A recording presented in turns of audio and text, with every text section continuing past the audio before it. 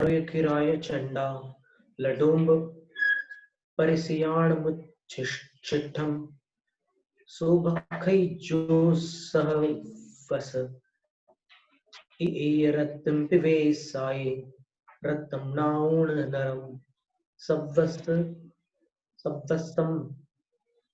हरे वंचन सही काउणमुये पच्छा पुरिसं चमट्ठि परिसेसं पभणे पुरवु एयस ससामि मोतूर्ण नथि में अण्णु उच्चयन्नस पुनो करे चाडूणि बहुयाणि माणि कुलजो सुरो विकुणै दासप्रणं पिणी चाणं विस्सा कैण बहुगम अवमानं सहैका मंदो जे मज्जमंसदोषा विस्सा गमनं मिहोन्ति ते सव्वे पावं पितत्थ हिठं पावयणीयमेण सविशेषं पावेण तेन दुःखं पावै संसार सायरे घोरे तम्मा परिहर्य वा वेसा मणवयण काय।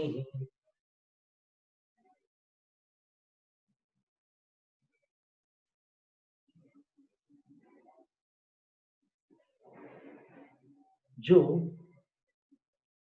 विसाय सह ए रत्तिम्पि वसई, जो एक रात्रि के लिए भी वेश्या के साथ सहवास करता है, सो कार्य किराय चंडाल डोंब परिसियाण पारसियाण मुच्छट्ठम भक्खे, वह कारुक अर्थात जो अस्पृश्य कोटि में गिने जाने वाले लोग हैं, किरात, चांडाल, डोंब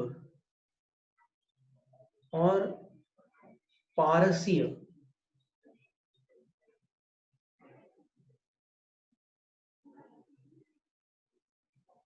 आदिक के जूठन का भक्षण करते हैं।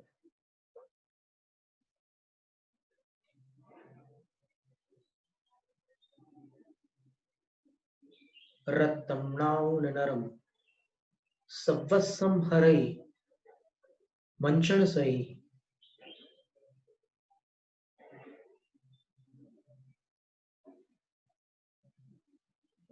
नरम रत्तम नाउन, किसी पुरुष को अपने में अनुरक्त जानकर अर्थात राग से युक्त जानकर, वंचन सही सैकड़ों कपटों के माध्यम से वह वेश्या सव्वस्सम हरे उसके सारे धन को हर लेती है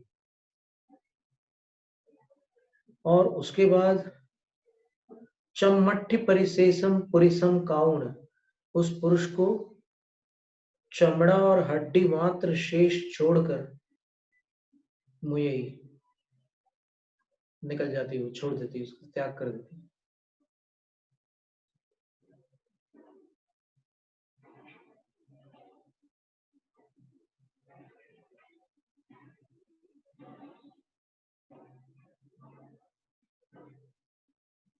और क्या करती है?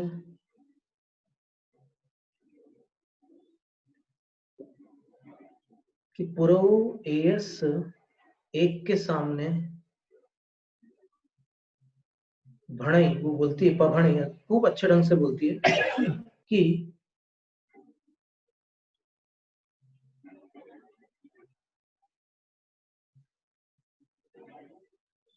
मैं अन्नु सामी नथी मोतुम, तुम्हें छोड़ करके मेरा कोई दूसरा है नहीं, तुम ही तो मेरे स्वामी हो, ऐसा बोलती हुई एक के सामने। और उच्चई अन्नस्य पुणो करई चाडूणी भोयाणी, और जैसे ही कोई दूसरा आता है तो उससे वही वाक्य बोलती है कि तुम्हारे सिवाय मेरा कौन है दुनिया में। और इस तरह से बहुयाणी चाडूणी करे, बहुत चाटुकारिता करती है। चाटुकारिता का अर्थ होता है चापलूसी।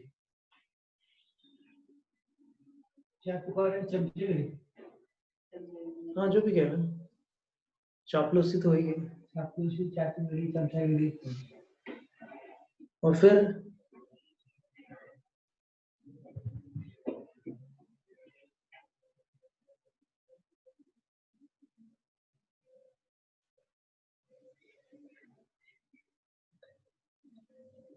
कोई मानी व्यक्ति, मतलब मान सम्मान वाला कोई व्यक्ति हो, कोई कुलज उच्च कुल में जन्मा हो, कोई शूरवीर हो, तो भी कामंद हो, कामांध होता हुआ वह उस वेश्याकैण, वेश्या के कहने से नीचाणम दासत्तणम पिकुणी, नीच श्रेणी के मनुष्यों के दास बन जाते हैं बड़े बड़े लोग, वेश्या के इशारों पर, काम से अंधे होकर के, और अवमानम सहे, बहुगम और भयंकर अपमान को सहन करते हो।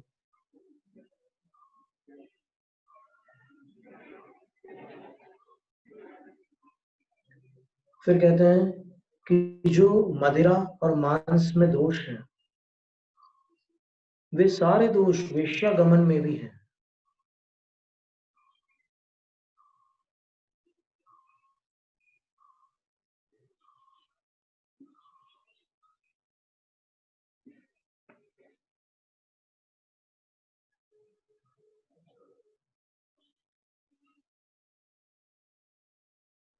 तो इसका अर्थ ये हुआ कि तत्थ हिट्ठम, उन दोनों के पाप से नीचे, हिट्ठम यानी नीचे, गुजराती में हेठा बोलते हैं ना, एक हेठा तो वो झूठा भोजन होता है उसको बोलते हैं, और एक हेठा यानी नीचे को बोलते हैं। ये प्राकृत शब्द बहुत सारे मिलते हैं गुजराती में और कुछ अन्य भाषाओं में भी। तो वो मदिरा और मांस के दोष तो उसको लग ही रहे हैं, क्योंकि वहां थोड़ी शुद्ध शाकाहारी लोग आते हैं, और बिना मदिरा पीने वाले न हो ऐसे लोग कम आते हैं वहां पे। तो फिर उनका पाप तो उनको लगता ही है, लेकिन हिट्टम उनसे नीचे इस व्यसन का भी और पाप जुड़ जाता है। और नियमेण सविशेषम पावे, नियम से विशेषता पूर्वक वो उन पापों को प्राप्त होता है। और तेण पावेण, उस पाप से क्या प्राप्त होता है?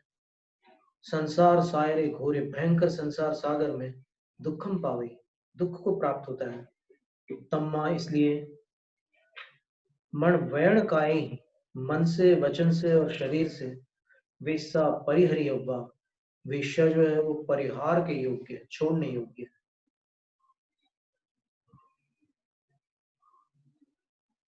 अब पारध्य दोष का वर्णन है, यानी शिकार में क्या दोष होता है। सम्मतस्य पहाणु, अणुकंपा, वन्यो, गुणो, जम्मा, पारधि, रमणशीलो, सम्मत विराहो तम्मा। चूंकि सम्यक का प्रधान गुण अनुकंपा के रूप में वर्णित है, तम्मा इसलिए शिकार में जो रमणशील है, प्रीति रखने वाला है, वह सम्यक का विराधक होता है। शिकार में प्रीति रखने वाला सम्यक्त्व का विराधक होता है, ऐसा कहते। दट्ठूण मुक्क केसम, पलायमाणम तहा पराहुत्तम, रदधरियत्तिणम सूरा, कयापराहम विनहणन्ति, निच्चम पलायमाणो तिणचारितः निरवराहुवि, कर्णिगणो अणिजयी, आरण्य निवासिनो विमयी, गोबंभणि गोबंभणिथिघायम, परिहर मानस हुई जयी धम्मो, सव्वेसिम जीवाणुम, दयायता किन्नसो हुच्चा, गोबंभण महिलाणम, विनिवाय हवै जह महापावम, तह ईयरपाणि घाई, विहोई पावम न संदेहो, मौमज्ज मंस सेवी, पावई पावम चिरेण जम घोरम, तम एय दिने पुरिसो, लहि पारद लहे पारधिरमणेन, संसारम अनंतम, दुखम पावनद तेन पावेन, तम्मा विवज्जियव्वा पारधि देश विरहीन। तो सबसे पहले तो आचार्य कह रहे हैं कि सम्यक का प्रधान गुण अनुकंपा है, करुणा। ऐसा चूंकि शास्त्रों में वर्णन आया है, तम्मा इसलिए शिकार में जो रमणशील होता है, पारधि में जो रमणशील होता है, वह सम्यक का विराधक होता है। नहीं है, सम्यक का नाश करने वाला होता है। शिकार में प्रीति रखने वाला सम्यक का नाश करने वाला होता है। फिर बोलते हैं कि जिसने अपने बाल ऐसे खोल दिए हैं, जो भाग रहा है, और कहा पराहुत्तम, जो पराभव को प्राप्त हो चुका है, और रदधरीय तिणम, जिसने रद यानी दांतों के बीच, तृण यानी घास के तिनकों को धारण कर लिया है। कयापराहम भी, वो अगर अपराधी भी हो, उसने अपराध भी किया हो, तो भी सूरा जो वीर होते हैं उसका घात नहीं। तो निच्चम पलाय मानो तिण चारित निरवराहो भी, और जंगल के जो जानवर जिसका वो शिकार करने जा रहे हैं, वो तो निरंतर भाग रहे हैं उससे जान बचा करके। घास खाने वाले जानवर हैं वो, और निरपराध है। तो अपराधी को भी छोड़ा जाता है अगर वो इस स्थिति में आ जाए तो। और वो तो जो जानवर है हिरण आदि, वो तो निरपराध है। तो कह निघणो हणिजे, वो निर्दय व्यक्ति कैसे उसका हनन कर सकता है। अरण्य निवासिणों विमय, अपने अंदर आप ये सोचो कि वन में वास करने वाले उन निर्दोष घास चरने वाले जानवरों का मैं निर्दय होकर कैसे हनन कर सकता हूँ, मैं शिकार कैसे कर सकता हूँ। गो, ब्राह्मण और स्त्री का घात त्यागने वाले को यदि धर्म का लाभ होता है, तो फिर वो सब जीवों का घात दयापूर्वक त्याग दे, तो उसको आपत्ति किस बात की है। तो वो धर्म क्यों नहीं होगा। जब तीन की हिंसा का त्याग करने से उसको धर्म हो रहा है, तो फिर सब जीवों पर दया करने से धर्म क्यों नहीं होगा। फिर कह रहे हैं कि गाय, ब्राह्मण और महिलाओं को मार डालने पर जिस प्रकार महापाप होता है, तो अन्य प्राणियों को मार डालने पर भी पाप होता है, इसमें संदेह नहीं है। मधु का सेवन करने वाला, मदिरा का सेवन करने वाला और मांस का सेवन करने वाला चिरकाल तक सेवन करके जिस घोर पाप को प्राप्त होता है,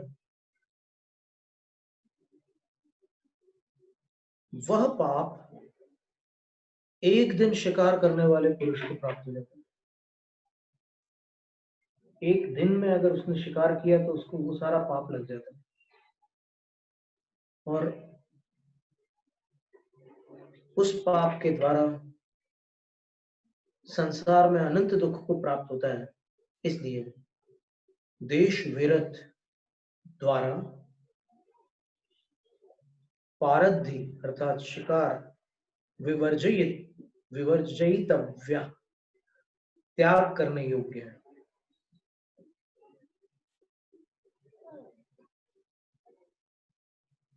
अब चोरी के दोष का वर्णन, शिकार का वर्णन हो गया। अब शिकार से प्राप्त जो सामग्री है उसका भी त्याग करने योग्य है। जैसे मृग चर्म है, ये जो चमड़े के जूते चप्पल वगैरह जो है, ये प्राणियों का वध करके ही प्राप्त होता है।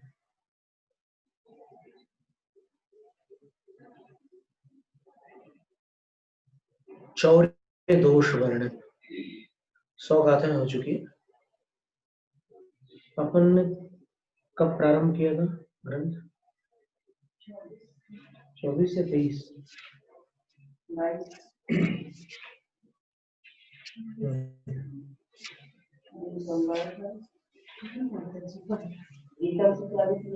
आपने ठीक स्टार्ट हुआ 24 लिखा है, मतलब पहले भूमिका बन रही थी। हाँ, ग्रंथ का मंगलाचरण अपन ने 24 को किया, 22 से अपन ने भूमिका प्रारंभ कर दी थी। पर हरण सीलो ए पर लोए असाय बहुलाओ, पावने जायणाओ न कया विसुहम पलोए, हरिउण परस धन चोरो परिवेव माणव सब वंगो, चयुण नियगेहम धावयुपहीन संतत्तु, किम केन विदिठोहम न वेत्ति हीन धग धगन्तेन, लुक्कई पलाई पखलई निदम न लई भय विठो, न गणेय मायवपम गुरुमित्तम सामिणम तव सिंवा, पवलेन हरै छ पवल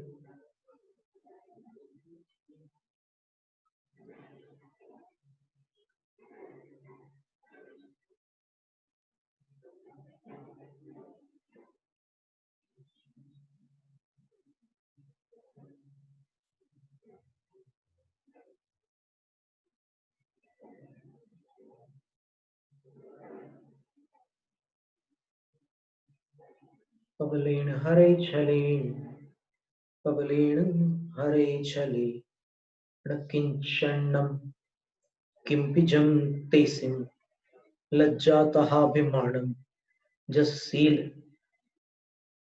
विनाश मादना संच, परलोय भयम चोरो अगणंतो साहसम कुणै, हरमाणो परदप्पम दट्टूना रखहि तो सहसा, रज्जु ही बंदियूणम गिप्पैसो मूर बंधेन, हिंडा विजयी टिंटे रथासु चढ़ावयूण खरपुठिम, वृद्धारिजय चोरो एसो तिजन समज्जमि, अन्नो विपरस धनम जो हरै सो एर संफलम लहै, एवं भणियूण पुणो निज्जयपुर बाहिरे तुर्यम, नेतुद्धारम अहपा निपाय गहनम निसुंभणम अहवा, जीवन्तस्य विशूला वारोहणम कीरै खलेहि, एवं पिच्छन्ताव्यु परदव्वं चोरी आई गेन्नन्ति, न मुणन्ति किमपि सह्यं पिच्छ हो मोहमाहपम, परलोई वियचोरो चौगई संसार सायर निमन्नो, पावई दुख मणंतम तेयम परिवज्जई तम्मा।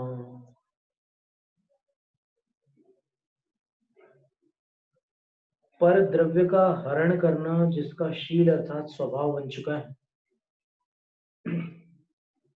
दूसरे के धन को चुराना जिसका स्वभाव बन चुका है,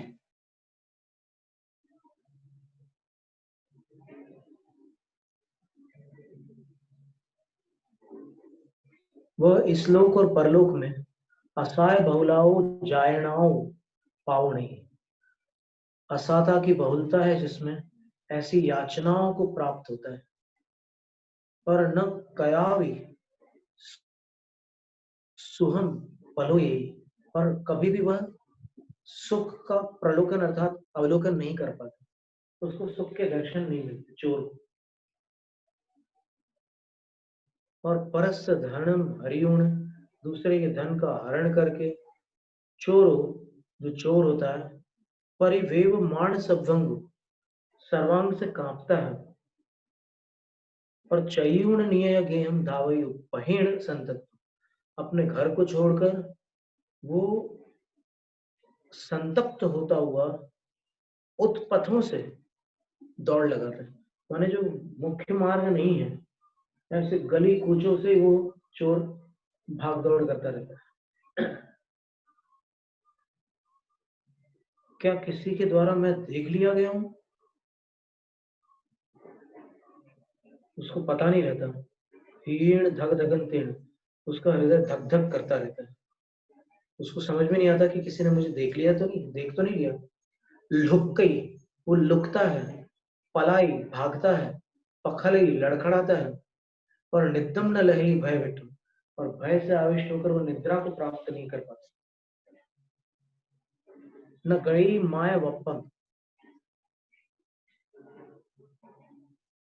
वो माता को, और अप्पा यानी पिता होता है, माता को माँ, आऊ, अप्पा अप्पा अप्पा को पिताजी है। तो वो माता और बप्पा दोनों को नहीं आएगा, कि प्राकृत के शब्द कुछ दक्षिण भाषा में भी आ जाते हैं। अप्पा, अम्मा, तो अम्मा को तो संस्कृत में अम्ब बोलते हैं। तो यहाँ पर माँ या बप्पम लिखा है। वो माँ को भी कुछ नहीं समझता, पिता को भी कुछ नहीं समझता कि इनकी क्या प्रतिष्ठा है, इनको कितना सम्मान प्राप्त है, वो सब कुछ नहीं समझता वो। तो उसको बस चोरी का व्यसन रहता। तो अपने गुरुजनों को, अर्थात ज्येष्ठ जनों को, अथवा गुरु का अर्थ जो शिक्षक होते हैं उनको, मित्र को, अपने स्वामी को, और तपस्वी यानी साधुओं को भी वो न गणी, उनको कुछ अपनी गिनती में नहीं रखता। पवरेण हरे ही छरे, वो सबका सामान चुराता है। यानी जितने नाम लिए ना, उन सबका सामान वो चुरा लेता है, चोर।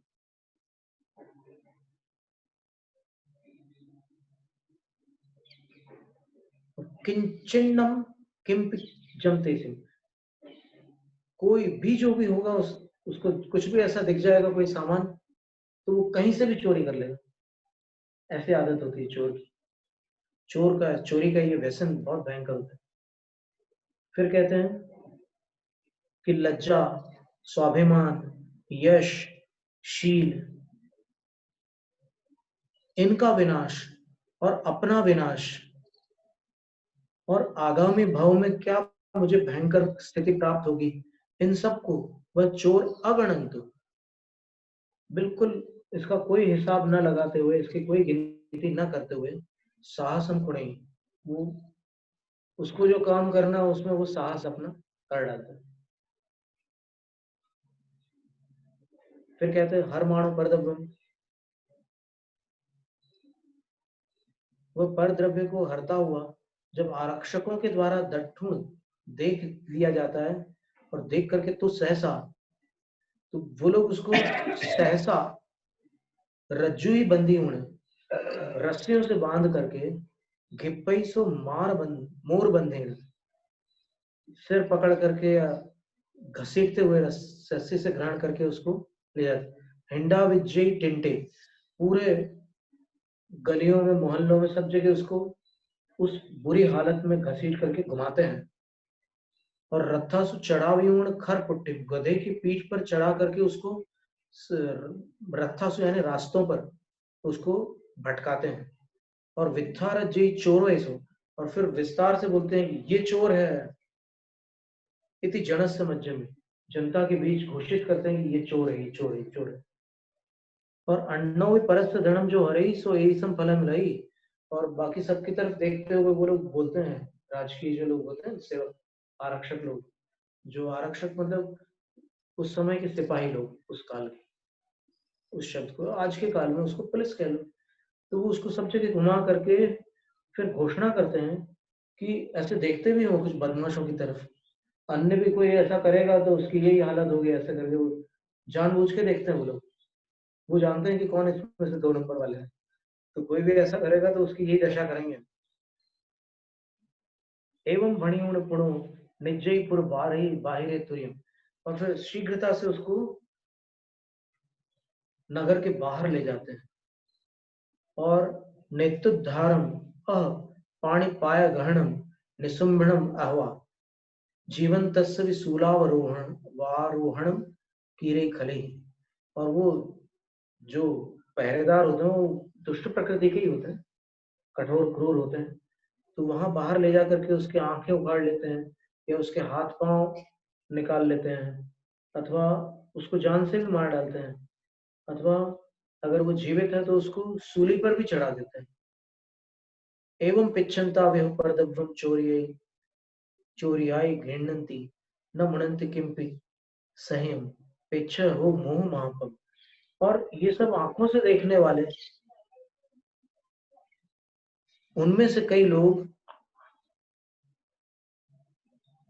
उस चोर के द्वारा लाए हुए सामान को ग्रहण कर लेते हैं। पकड़ा तो गया वो, लेकिन जो सामान इधर उधर बिखर गया, वो कुछ लोग वहां खड़े हुए वो सामान उठा लेते हैं। तो बोलते हैं कि वो अपने हित को कुछ भी नहीं समझते। देखो, अहो आश्चर्य की बात है, ये मोह की ही महिमा है कि चोर की दुर्दशा देख करके भी उसके चुराए माल को अपने पास ले लेते हैं। ऐसे लोग होते हैं। और परलोक में भी वे चोर, और चोर परलोक में भी 4 गति रूप संसार सागर में डूबता है और अनंत दुख को प्राप्त होता है। तेयम परिवज्जयेतम, इसलिए स्तेय का परिवर्जन करना ही आवश्यक है, अर्थात चोरी का त्याग कर देना। ये बचपन से मतलब संस्कार डालना आवश्यक, क्योंकि मन तो ललचाता है कई वस्तुओं पर। जैसे आचार्य सकल कीर्ति महाराज कहते हैं कि पर स्त्री और पर द्रव्य, इनको या तो जैसे ही मन ललचाए तो इनको काला नाग अथवा धधकते हुए अंगार समझो बस। वो कितने भी कैसे भी आकर्षक क्यों ना हो, वो धधकते हुए अंगार के बराबर।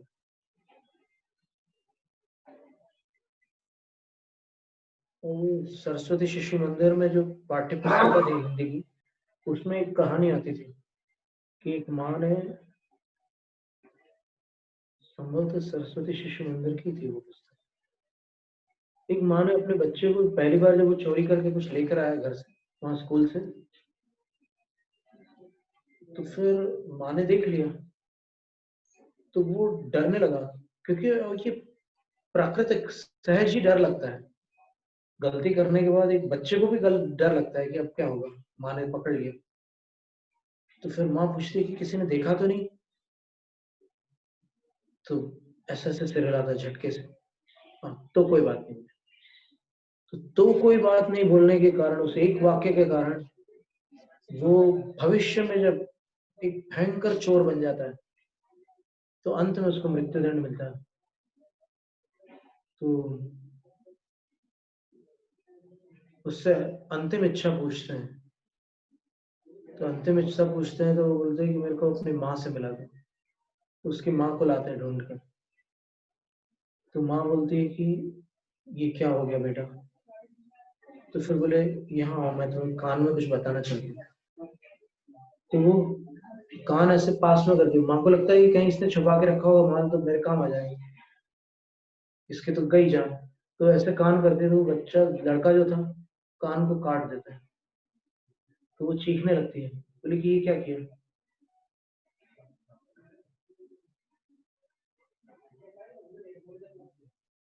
तब फिर वो कहता है कि मैं जब पहले दिन स्कूल से रबर चुरा करके लाया था, तुमने आंखों से देखा था कि मैं चोरी करके लाया हूं, लेकिन तुम भी, तुम्हारे प्रोत्साहन के कारण आज मुझे ये मृत्यु प्राप्त हुई। मेरी उम्र ही कितनी है, 25-30 साल की उम्र है, लेकिन आज मेरी मौत हो गई तुम्हारे कारण। तो फिर मैं कान इसलिए काट रहा हूँ कि जितनी माताएं हैं वो सुन ले कि अगर अपने बच्चे की चोरी के बारे में कानों से भी सुनने मिले तो उसको अनुशासित कर ले। और फिर वो चढ़ जाता है उसमें मृत्यु।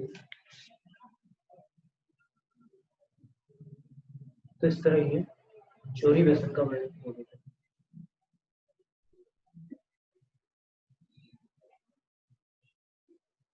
मोरबंद शब्द का अर्थ जो है कमर है।